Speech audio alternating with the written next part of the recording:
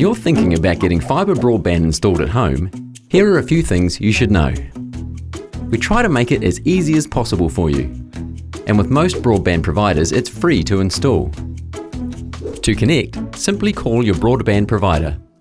If you have a medical dependency reliant on your home telecommunications or a home alarm, please advise your provider when you place your order. Enable will then contact you via text or email to start the installation process.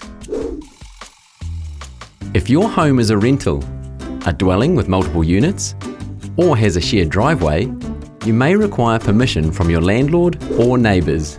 If this is you, please refer to the consents information on the Enable website. Our install process consists of 3 simple steps. Firstly, we'll arrange a 1-hour meeting at your property and discuss the best approach to get fibre from the boundary to your home. We'll assist you to choose the best installation method, as there are 4 different ways, some with very little disruption to your property.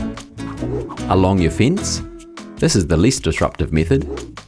Underground thrusting, narrow trenching, or trenching.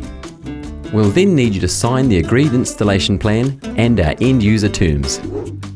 Next, our crew will come to your place and extend our network from the boundary to the outside wall of your home, based on the agreed installation plan.